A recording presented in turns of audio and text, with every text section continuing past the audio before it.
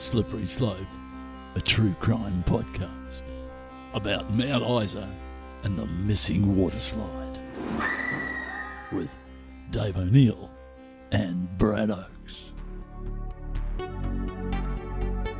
Hello and welcome to our podcast, Slippery Slope.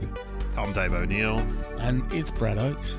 Yes, now this is the second episode. If you haven't listened to the first one, we'll just recap it very quickly. We went to Mount Isa. Yeah, we're doing some shows up in northern Queensland. We're comedians, if you don't know. We're not journalists, so you can stop all the feedback saying, well, we've had no feedback. But anyway, we're not hardcore journalists. We're comedians. But we discovered a pretty amazing story, we thought. This town needed a water slide, but... Did it get it? What happened? Well, yeah. There was a bit of an incident. There were a few incidents. It's a pretty incredible story, we thought, with international ramifications. Even though we're talking about Mount Isa, which is the middle of Queensland, in the middle of nowhere, this story went around the world. As I said in the end of the last episode, you don't just go to Clark Rubber and buy a massive water slide. No. You have to look elsewhere. Now, Brad, water slides, they seem to be a particularly Australian thing. I know they're not, but we sort of own them, and particularly Queensland is my memory, because we're Melbourne guys. Yeah. Now, we didn't have water slides at our pools when we were growing up, did we? No, but a lot of us in Melbourne live very close to the coast. Yes. So we went to the beach. Yes. There were no water slides there. No, and, you know, you'd either jump off the pier or you'd... Surf, boogie board. Yeah. I don't think, even when I was a kid, I didn't really notice them. I felt like that they started to hit in the... 80s? Late 70s, early 80s. Yeah, and it was mainly Queensland. So I remember going up to Queensland in 1980. Dad drove us up there in his van. Me and my twin brother Glenn were in the back. We went to Noosa, and on the way we stopped at a water slide, which might have been the Sunshine Coast or the Gold Coast. It was one of them, and it was on the side of a hill, like a squiggly worm. Like obviously a couple of dads had made it. Was it embedded? Yes, it was embedded into the ground. Yeah. And occasionally the story would come through of the kid flying off into the grass. Yeah. And that was my first memory of a water slide. Well, my first memory of a water slide was actually Geelong in Victoria. Oh, they still have a water slide park. You know, I haven't looked it up to see when they first got it, but it was when Geelong started pretending that they were Queensland. Yes. And well, they had to do something. they did. You know, it's positioned perfectly because you come off the freeway. You'd see it. Parents must have to distract their children because they'd want to go, I want to go on the water slide. No. That's not there anymore. I think they closed that down, I'm pretty sure. But Queensland and their relationship with water slides, because it's a hotter climate, Yeah. it's warmer up there, they get a lot of holiday makers from down south. Townsville's got one. They're all over the shop. I suppose as amusements, they don't have moving parts either. It's not like a ride, you know, or a chair. A roller coaster. A roller coaster is, you know, the river caves or something like that. It's basically you erect it, you bolt it together, and, you know, just every now and then you get rid of a body. But anyway. More getting rid of bodies. Let's talk to someone who knows more about us than this. Andrew Potts is a Gold Coast journalist. He is the Assistant Chief of Staff of the Gold Coast Bulletin. G'day, how are you? Yeah, we're both good. Now, how long have you lived in Queensland for, Andrew, in the area? For my entire life, actually. So I was born on the Gold Coast in 1987, so it's been a while. What's your first memories of water slides then in Queensland? Well, I mean, they were always around, of course. We're the perfect place for it with the weather and everything, but probably going past the theme parks that we have here when I was a little kid. So the early 1990s, you'd always see advertised on TV, big slides that they had at Wet n Wild, at SeaWorld and Dreamworld. What's your knowledge of the history? Sure, your parents used to talk about it. You're a journalist. Where was the first water slide on the Goldie? The first major water thing we had was probably Cades County Water Park, which today is known as Wet n Wild. So that opened in late 1984. Of course, there was already some small water parks and water features, but that was the first really major one that was entirely based around water slides. That's up at Oxenford. It's next to what's now Movie World. Oh, yeah. Then subsequently been ones at SeaWorld and then later at Dreamworld. So it's one of those things that the Gold Coast, you might say, has quite the addiction to water slides. Are there any waterfalls around that area? Waterfalls? Yeah, because I have this theory that the water slide was somebody standing at the top of a waterfall and then they slipped Ah. and they fell down, and somebody said, that looks fantastic. Yeah, right. Yes, there are. Yeah, if you go up to Currumbin Valley, there's a thing called the Currumbin Rock Pools, and that's got some waterfalls there and little rapids that go into the main body of water. I could be right. I remember Grundy's. Now, that was 80s, wasn't it? Well, that had the water slide. It certainly did. Yeah, Grundy's is actually a really good example. So the brainchild of TV producer Reg Grundy, who later went on to produce Neighbours, among many other things. But he decided in the 80s that he wanted to open a theme park on the Gold Coast. But unlike the ones that we have today, this was almost entirely indoors, with one exception, water slides. So if you look at the Surfers Paradise beachfront, where the Cavill Mall is today, you know, there's the famous Surfers Paradise sign. That wasn't there yet. So they've got these huge 3-4 story tall slides, which they called the Flumes. Oh, right. I remember that. Now, this is the one. Now, I thought this was an urban myth. Brad, remember the story of the razor blade? Yes. Someone put a razor blade in the water slide and kids got injured. Did that actually happen there? Well, that was actually the thing. It was always widely understood as an urban legend. However, I've met numerous people over the years who worked at Grundy's in the early 80s, and they swear up and down it happened, and it happened there. The rumour was that a couple of razor blades were stuck with, I think, chewing gum into some of the rivets coming down that slide, but I've never found anyone that actually says it happened to them. What's wrong with people? That went around when we were kids. I just assumed it was an urban myth. I believe too that somebody ran with scissors at Movie World. Yes, does that happen as well? I've never heard that one, really. Dreamworld had the Blue Lagoon. Is that still there? It closed in about 2006 when they opened Whitewater World, but if I'm not mistaken, the physical remains of the Blue Lagoon are still at the back of the park, but they've been closed and inaccessible for years. That would make a great episode of Scooby-Doo. Yes, go to the old water park. The old water park. I would have gotten away with it if it wasn't for these damn kids. Now, how much do you reckon it's part of the tourist attraction of the Gold Coast and just in Queensland in general is the phenomenon of water slides and theme parks? It must be a huge bonus, is it? Very much so. I mean, theme parks, of course, are a massive part of our economy going back to the 1960s and 1970s. So back then we had a chairlift, actually, that went up the Miami Hill. Wow. And then that later became Magic Mountain Theme Park. Oh, yes. Which was a massive deal in the 1980s particularly. And here's a little fun factoid for you. So their mascot was a character called Raymondo Rabbit. I actually own one of the 2 Raymondo Rabbit suits. What? Wow. Are you trying to get that other one? I don't know what happened. I don't know what happened to that one, but I've got the suit, and I picked it up a couple of years ago for $100 on Facebook Marketplace, and I've had numerous people ask if I perhaps wanted to part with it, but no, it's staying in the collection. Yeah, that's fantastic. So you're like an amateur historian. This is great. My memory of the first theme park I went to in Queensland was SeaWorld. That was there. It was, yeah. So that was founded by a guy called Keith Williams, who had founded a thing called the Ski Gardens out in Carrara on the Nerang River. And he then, I think it was 1974, relocated to the now SeaWorld site. And then, he installed a bunch of slides there, the dolphins, and it sort of just grew from there. I don't know if you remember this, but back in about 1990, they had the cast of Neighbours come up to the Gold Coast from Erinsborough and visit SeaWorld for reasons I don't remember at this point. And there's lots of loving shots of the cast going down the slides. It was used as quite a big marketing tool for the Gold Coast, both for, I suppose, people around Australia and for the UK audience. As a general Queensland resident and journo, have you noticed in the last, say, 10, 15 years, not just the Gold Coast have gone onto water slides? There seems to be a lot of water slides, because we're talking about Mount Isa. Have you noticed that? I have, yeah, absolutely, yeah. I think it's probably something to do with it's a cheaper thing to build these days than it was back in the 1970s and 1980s. I mean, even caravan parks these days often have them. That used to be quite unusual. Some of these parks have really intricate structures, so it's pretty cool. Well, I was talking about this with Dave. Is there one that's embedded into the mountain? There used to be one in the mountain on the Sunshine Coast, I reckon. It was like a swirly, like a snake on the side of a mountain as you drove along near Nambour. Yeah, I know the one you're talking about. I don't remember the name of it. I remember going up to the sunny coast when I was a kid, and they'd advertise it on TV, and you'd see the people going down it, and I was always really jealous because I always thought it looked really, really cool. Andrew, thanks for talking to us. That's fantastic. No problem at all. Happy to help.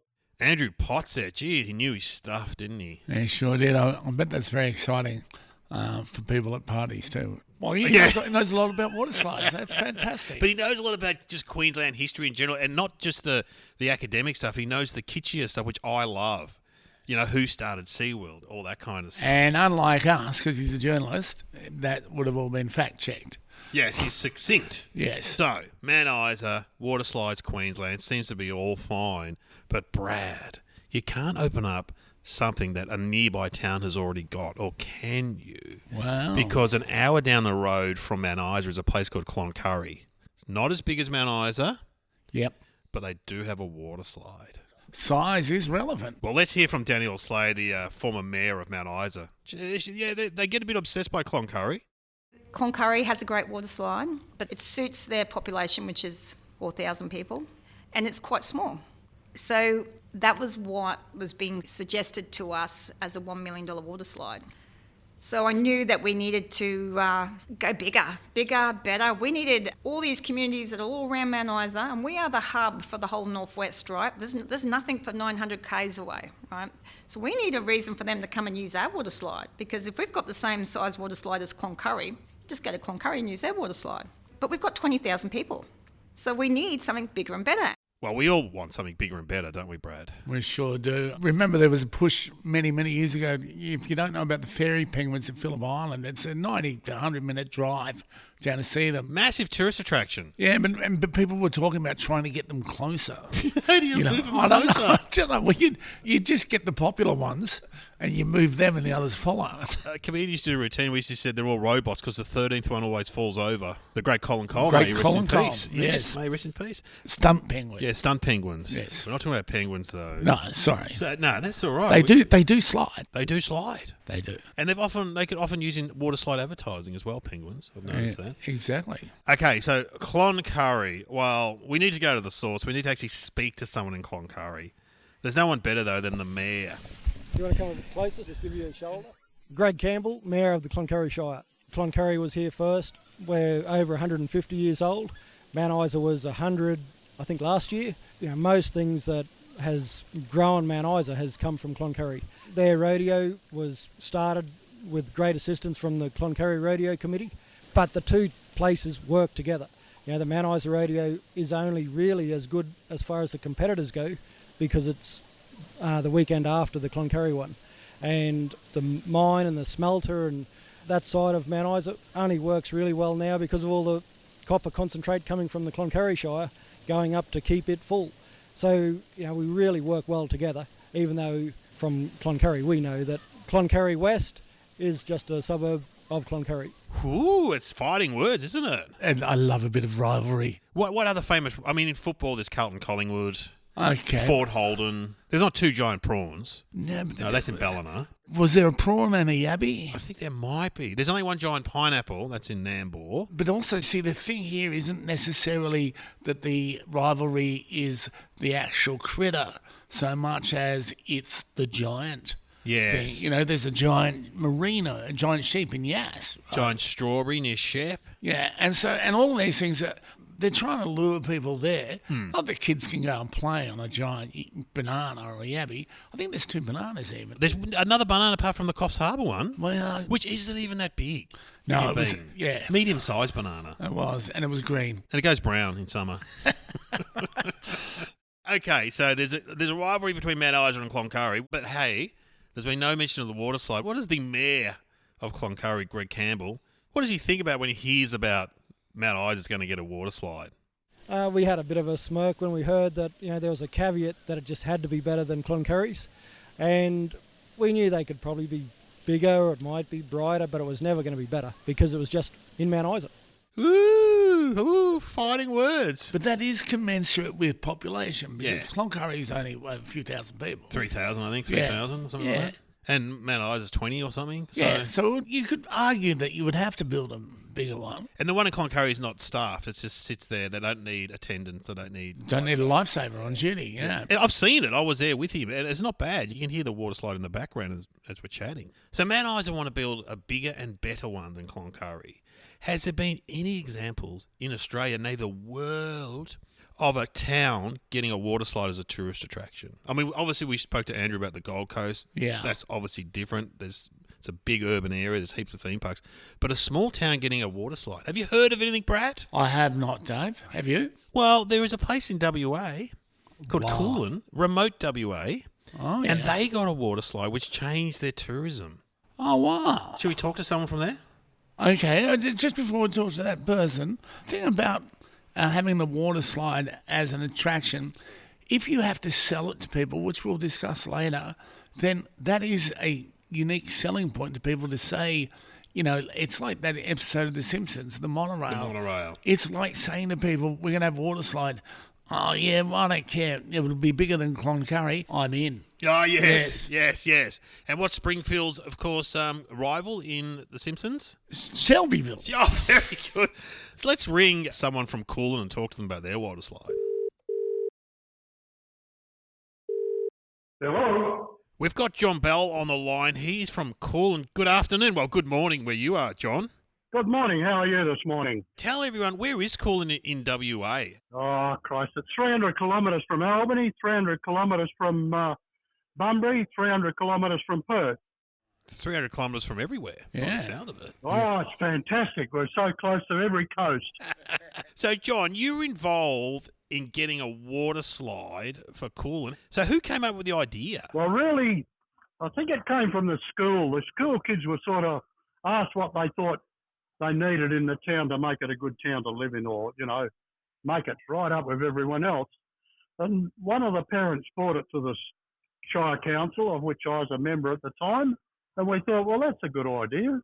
So off my own bat, I did 3 trips east to see if we could find one second-hand, because I knew some over there were being pulled down. Where did you find it? Well, that one came from Budrum. It was a Tanamar water slide originally. Right. And a church group, I believe, had bought the site to have a church to still run the church in the buildings, but they didn't want the slide there. And so you arranged for it to be bought and transported to Coghlan? I did all that, yep. Gee, and I don't want to be vulgar, but how much roughly was the water? How much is it? Because it's quite a big water slide, isn't it, looking at the photos? Oh, yeah, it's 18 metres tall, spiral water slide, 18 metres tall. How much was that? How much would that set me back? Well, really, we only paid $25,000 for it. Wow. You can buy a lot of things when they need pulling down and shifting. Yeah. I organised some trailers and trucks and some volunteers to go over there.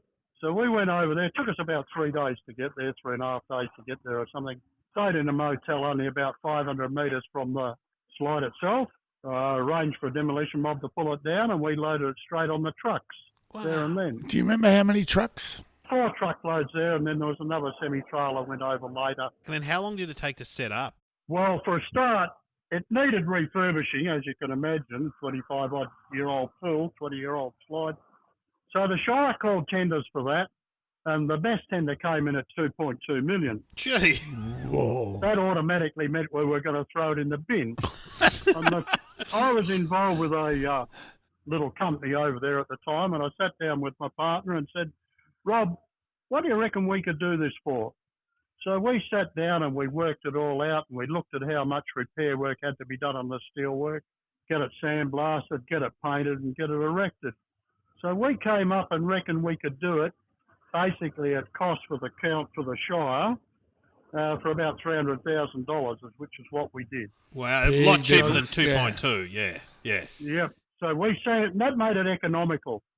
We sandblasted it professionally. We got it professionally all welded up and professionally painted in 2-pack paint, both primer and servicer. And it was all there? There was nothing missing? No. And that's why I bought that one. The previous 2 I'd looked at, one in New South Wales and one in Queensland, had all been dismantled. So we didn't have any paperwork. We didn't know how much was there and how much wasn't there. That's what appealed to me about this one. You were there for the opening? Oh, a lot of the people were. really excited. There was a few negative, which you're always going to get. Yeah. Yeah. Coghlan is a little town. There's only about 300 people live in the town. Wow. But it's a shire over 120 kilometres long, and there's about 900 in the shire. We're always going to get a bit of negativity because it's small and we're going to be spending money. Mm. But now, of course, within it going in, it's all accolades. Yes. All accolades. So how did the waterslide change the amount of people coming into Coghlan? In the first few weeks it was up, I saw a busload came up from Collie. Now, Collie is only 60 kilometres from Bunbury on the coast Wow. and 200 k's to Coghlan. Yeah. They made a special point of coming up there to use our slide on a couple of occasions. Merredin, which is on the main Great Eastern Highway heading east, is 100 miles north. I've seen the same thing happen from there, and I've seen people come down from those places, book into our caravan park, and stay there for a weekend to use it to enjoy the water slide. What kind of water do you use? It is using scheme water. Coghlan is on the scheme and we use scheme water. Right. When it comes to our ovals, we've got our own dam supply the water for that. So, John, are you now known in town as a bit of a legend because you bought the waterslide to Coghlan? Surely you must get accolades when you walk down the street. Nowadays I do. Back in those days there was 7 for it and 3 against. Yeah, negative. Monorail. Once it's gone up and they realise what it's done for the town, and it's still doing for the town, those that were against it at the time were well and truly in favour of it now and almost try to say they were in favour of it from day one. Yeah. But you'll get that with anything you do. Yes, that's right, John. Hey, thanks for talking to us, John. All right, it's been a pleasure. John Bell, what a shaker. Small towns need people like that, Brad. Under John Bell Waterslide, mate. It's got a ring to it, hasn't it? Oh, yeah, Bell. You know what? He brought up a very interesting point there. There's always negative people against it, and then eventually they'll try and claim that it was their idea. Yeah? Because this is the thing. You can suggest a waterslide at Mount Isa, but then you've got to get it through council, Brad.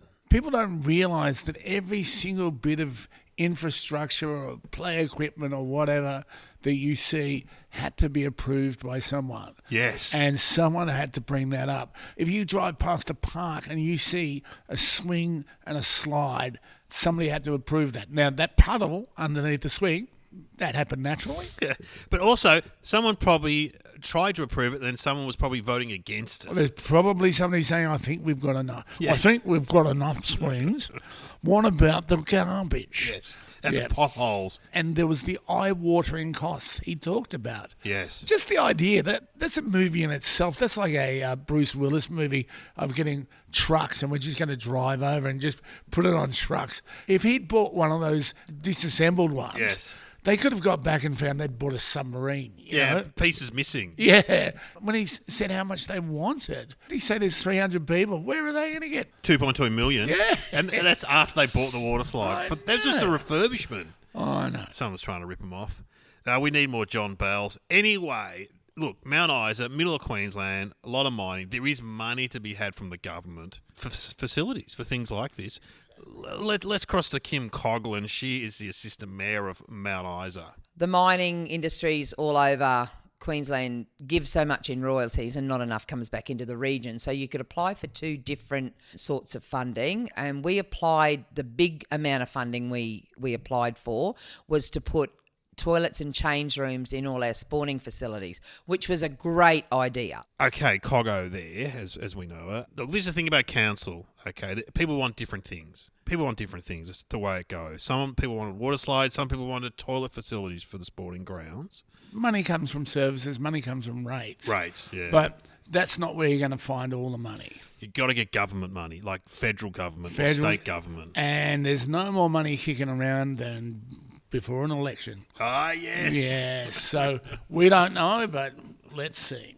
Danielle Slade was the mayor at the time. Let's hear from her. She wanted a water slide. This was the resource money. So the Queensland government had gone to all the mines in Queensland and said, we want some money from you. And we're going to put $200 million to mostly resource communities or communities that support resources for infrastructure. So I think one was like $20 million major and one was $1 million. So to pacify me, they said, you can have a water slide, but it has to be $1 million water slide. And at the time, this is round 1, I was just thankful they agreed. So I went, rightio. And of course, round one was over and we got zilch, 0. Oh, they got zilch. Nothing. They got nothing. Not a thing. Not even a swing. So they put in for the money from the government and they got not a swing, not a puddle. Not a park bench. Throw them a bone, Queensland government. What happened there? What happened? Well, let's continue on with the story. What else happened? Let's hear again from Danielle Slade. So I don't know if you've seen the council meeting, but The meeting. The council meeting. I couldn't get the councillors to agree to move it into the 20 million slot where we could get a $3 or $4 million water slide. They were stubborn on sticking to that $1 million water slide. So in the end, I just voted against everything. And I got a chance to talk to the Northwest Star. The article I sort of talked about, we should have been putting up a lot of projects. And there's no doubt in my mind that, the project that the councillors wanted were toilets and showers for all the sporting communities. Should we hear a bit of the council meeting? I think we should. Have you been to local councils? Oh, no. I have You've been to one, surely. No. You've never been to a council meeting? I've never been to a council meeting. I'm straight to, the burning torches and the pitchforks and marching straight on state government, Dave. State government? You bypass the local council? I don't go to local council meetings. Well, local councils, in my experience, attract all sorts of people with all sorts of agendas and all sorts of issues, and there's always fighting and arguing, no matter where you are in Australia. Let's cross to Danielle in the meeting. Special meeting of Mount Isa City Council. The time is now 9:01. It was my idea for the water slide, but it's not big enough. And as much as I love the one in Cloncurry, and I get that you don't need a lifeguard, we should be going bigger and better. We should have what Townsville has. We should have what the Big Four has in Caravan Park has. We should have something that is fantastic. We're a city of 20,000 people, and don't get me wrong, I'll be happy with whatever we get. But this should be bigger than better than what we're putting up there. And I think we're missing out on an opportunity here. And I just wanted to explain why I will be voting against this motion. Yeah, through the chair, I've got a... That's the council meeting. So they put in for this money. They don't get the funding for the toilets. They don't get the funding for the toilets, which makes me think they have to go to Cloncurry to go to the toilet. No, there's still toilets there that need upgrading, I think. Yeah, no, that was. They wanted all the sporting clubs to have upgraded toilets and showers and... But the good news is, Brad, they get money for the water slide. Yeah. But how much do they get? I don't know. They get $1 million, which is not enough. That's only enough to build like a Cloncurry water slide. Or as Dr. Eva would say... Yes. $1 million! Still makes me laugh. Anyway, Yeah. $1 million is only enough to build a small water slide. Yeah. So... One that probably only goes halfway. Let's hear back from the councillors. Here's Coggo. We missed out on the funding for the toilets and change rooms, but we got the money for the slide. It was hard. It was hard. And in the end, I did get my way, and council put an extra $1 million towards it. The council missed out on the toilet blocks, the toilet upgrade. They got the $1 million for the water slide, but then they chipped in another $1 million from the rates, basically. They found council money, and I think eventually it was over $1 million they had to put in because they decided that they wanted a water slide and they wanted it bigger than Cloncurry. They only got $1 million from the government. They had to get another $1 million or so to build it. That's classic council stuff. It does beg the question when you're sitting next door to $1 billion mine, where are you going to get $1 million? Yeah, I know. You'd think the mine would chuck in some kind of money, maybe. If only there was somewhere. Yeah, if only someone had some cash. Yes. But as we've found out on this podcast, the relationship with the mine is not great.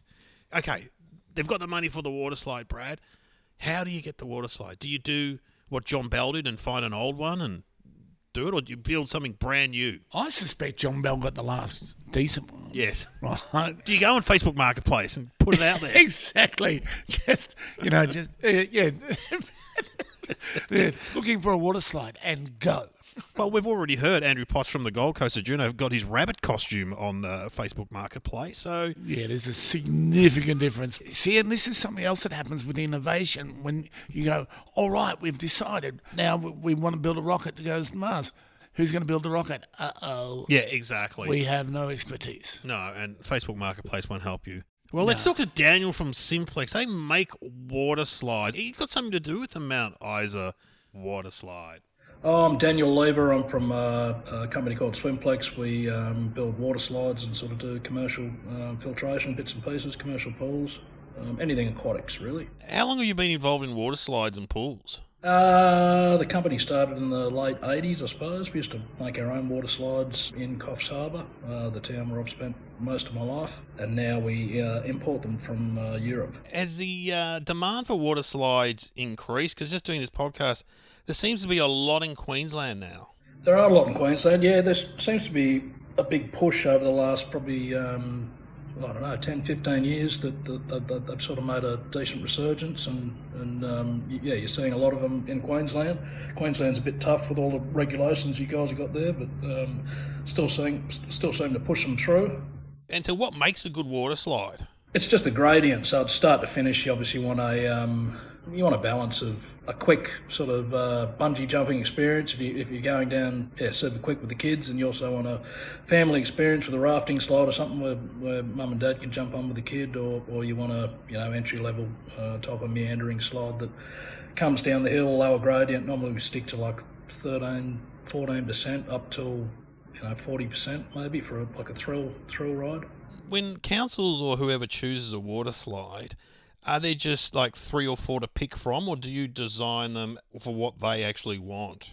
They're all custom designed, so we generally get a site plan and have some input from the council and a bit of a demographic for the area and figure out from there, do a sketch, and it's designed overseas. They manufacture it, we ratify it with Australian engineers, and then comes the problem job of installing it. It's way more fun writing them than actually installing them. They're an absolute nightmare to install. Okay, you used to build them locally, now they're built offshore. Where are they building them? Istanbul in Turkey. Turkey? Yeah, Turkey's where a lot of the manufacturers sort of make fiberglass over there now. It's a good temperature most of the year round to sort of cure fiberglass. The labour cost and other bits and pieces, unfortunately, the way the world works.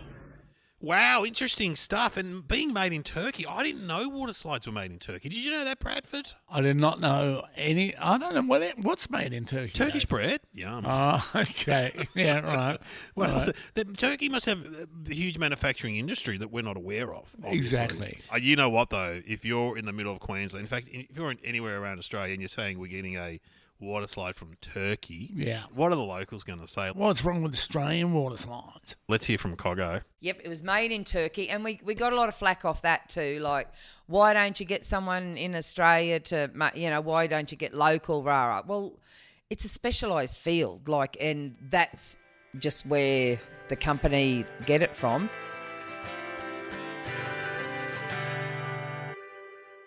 Okay, this is exciting, Brad. We're at the end of episode 2 of our podcast. They ordered the water slide from Turkey. It's just a matter of time. What could go wrong? What could go wrong? I know. This is a bit of a teaser for next week. This is when things really kick up. Forget about Andrew and his rabbit costume, John Bell and his water slide and the naysayers. Have a listen to Mark Miller, who's the guy who is employed to get the water slide from Turkey. There was a bit of an issue in the Suez Canal where one of the containers got held up, and pirates seemed to take a bit of a liking to the slides, and off it went. Whoa! Pirates! This is where the story gets international. Tune in next week for the pirates. The pirates of not the Caribbean, but the Suez Canal. To me, it was like the dogs ate my homework. They haven't ordered it. So I didn't really believe. Jack Sparrow's the only pirate I'd like to meet. Slippery Slope, a true crime podcast about Mount Isa and the missing water slide. With Dave O'Neill and Brad Oakes. Slippery Slope is written and hosted by Dave O'Neill and Brad Oakes. Original music created by Itinerant Productions. Check out their website, there's some great stuff there. www.itinerantproduction.com. Editing by Courtney Carthy. Published by Nearly Media. Thank you to all the guests involved in the making of Slippery Slope, particularly the people of Mount Isa. In this episode, Andrew Potts, Danielle Slade, Greg Campbell, Mayor of Cloncurry Shire, John Bell in Coghlan, WA, Kim Coghlan, and Mark Miller, who we'll hear more from in the next episode. Find more information in the episode notes or at nearly.com.au.